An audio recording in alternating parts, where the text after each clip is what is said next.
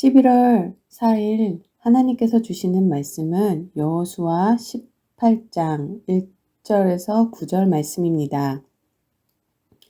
이스라엘 자손의 온 회중이 실로에 모여서 거기에 회막을 세웠으며 그 땅은 그들 앞에서 돌아와 정복되었더라. 그러나 이스라엘 자손 중에 그 기업의 분배를 받지 못한 자가 아직도 7지파라. 여호수아가 이스라엘 자손에게 이르되 너희가 너희 조상의 하나님 여호와께서 너에게 주신 땅을 점령하러 가기를 어느 때까지 지체하겠느냐? 너희는 각 지파에 3사람씩 선정하라. 내가 그들을 보내리니 그들은 일어나서 그 땅에 두루 다니며 그들의 기업에 따라 그 땅을 그려가지고 내게로 돌아올 것이라. 그들이 그 땅을 7부분으로 나누되 유다는 남쪽 자기 지역에 있고 요셉의 족속은 북쪽에 있는 그들의 지역에 있으니 그 땅을 7부분으로 그려서 이곳 내게로 가져오라. 그러면 내가 여기서 너희를 위하여 우리 하나님 여호와 앞에서 제비를 뽑으리라. 레위 사람은 너희 중에 분깃이 없나니 여호와의 제사장 직분이 그들의 기업이 되므로 각각 르우벤과 므낫세 반 지파는 요단 저편 동쪽에서 이미 기업을 받았나니 이는 여호와의 종 모세가 그들에게 준 것이라 하더라. 그 사람들이 일어나 떠나니 여호수아가 그 땅을 그리러 가는 사람들에게 명령하여 이르되 가서 그 땅을 두루 다니며 그것을 그려가지고 내게로 돌아오라. 내가 여기 실로의 여호와 앞에서 너희를 위하여 제비를 뽑으리라 하니 그 사람들이 가서 그 땅을 두루 다니며 성읍들을 따라서 7부분으로 책에 그려서 실로 진영에 돌아와 여호수아에게 나아오니. 하나님의 말씀입니다. 오늘은 여호수아 18장을 통독하시고 1절에서 9절까지 묵상하시면 됩니다. 오래전 영화 넘버 3에서 송강호 씨가 하신 대사를 기억하시나요? 니들 흰쌀밥에 고깃국 먹고 싶겠지? 그거 참는 것도 일종의 훈련이야. 너희들 한국 복싱이 잘 나가다가 요즘에 왜 빌빌대는지 알아? 다 헝그리 정신이 없기 때문이야.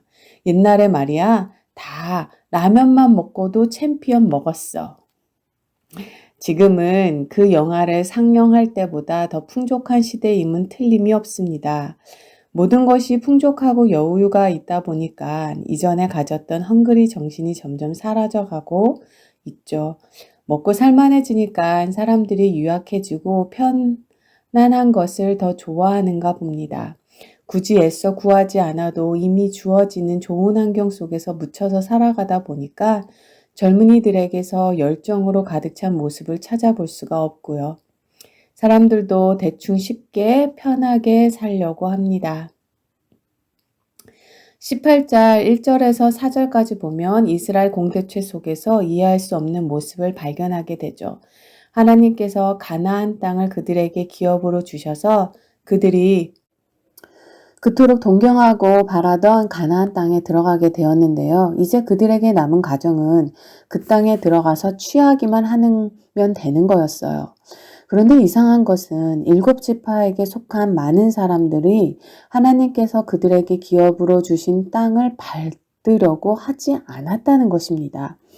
하나님께서 그들에게 땅을 주셨으니까 당장이라도 뛰어들어갈 것 같은데 전혀 그렇게 하지 않았다는 거예요.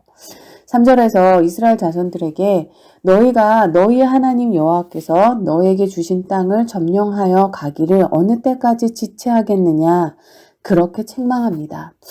그들이 어떻게 여기까지 오게 되었는데 여기서 주저앉아 있느냐는 거죠.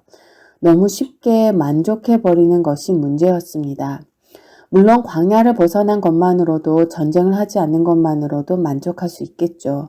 그러나 거기에 그친다면 그건 미완성으로 끝나는 거예요. 그들이 향한 하나님의 뜻은 약속의 땅에 들어가서 하나님을 경배하며 사랑하고 이웃을 사랑하며 살아가는 것입니다. 광야가 없고 전쟁이 없는 삶, 그것만이 다가 아니라는 거예요. 사실 현실에 안주하게 하는 유혹은 의외로 강합니다. 많은 사람들이 오늘 이 순간, 오늘 이 지점에서 머물러 있으려고 해요. 올해도 그저 작년처럼만 이렇게 적당한 선에서 자기를 합리화하고 자신을 설득합니다.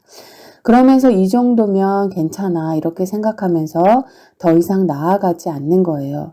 이스라엘 백성들은 광야를 벗어난 것만으로도 괜찮다고 생각하고 노예 생활을 하지 않는 것만으로도 삶이 나아졌다고 생각했을 것입니다. 혹 우리의 영적인 모습은 어떨까요? 우리도 영적으로 계속 자라나야 하는데 때로는 현실에 머무르면서 거기에 적응하려고 해요. 사람들은 먹고 살기 바쁘다 보니까 이 정도 신앙생활 하는 것도 괜찮겠지 하고 생각해요. 이에 반해 사도 바울은 그의 신앙의 여정 가운데 그냥 주저앉지 않았습니다. 빌립보서 3장 12절을 보면 내가 이미 얻었다 함도 아니요 온전히 이루었다 함도 아니라 오직 내가 그리스도 예수께 잡힌 바 된 그것을 잡으려고 달려가노라. 이렇게 말합니다. 이 말은 내가 하나님께서 원하시는 모습으로 이미 완성되었다고 말하는 것이 아니라 지금도 여전히 그것을 향해 달려간다는 것입니다. 사도 바울 사도는 자신의 삶을 달리는 것으로 표현하고 있는데요. 우리가 신앙생활을 제대로 하려면 현실에 안주하며 적당히 살려고 하는 큰 유혹과 싸워야 합니다. 그냥 그 자리에 주저앉아 있는 것이 아니라 일어서서 결승점을 향해서 달려가는 거죠. 사실 예수님을 따르는 사람들 중에 바울 사도만큼 많은 교회를 개척한 사람이 있나요? 바울만큼 고생 많이 하고 죽을 고비를 넘기고 영웅적인 믿음의 발자취를 남긴 사람이 누가 있을까요? 사실 그는요, 로마의 감옥에 갇혀서 밖에 있는 믿음의 후배들에게 바톤을 넘겨도 누가 뭐라고 말할 사람이 아무도 없었을 거예요. 할 만큼은 정말 다 했어. 이제 좀 쉬어도 돼. 사람들도 바울에게 그렇게 말할 수 있었을 거예요. 그런데요, 바울은 거기서 멈추지 않아요. 이게 다가 아니라는 겁니다. 지금까지 이룬 것들과 과거의 업적과 행적들, 승리의 순간들 다 잊어버리고 오직 앞에 있는 표대만을 향해서 마지막 숨을 거두는 순간까지 최선을 다해 달리겠다는 거예요. 그리고 우리가 현실에 안주해버리면 나타나는 증상은 영적 무감각이에요. 영적인 헝그리 정신이 사라져버리고 사모하거나 강을급해하는 마음, 기대감이 없어져요.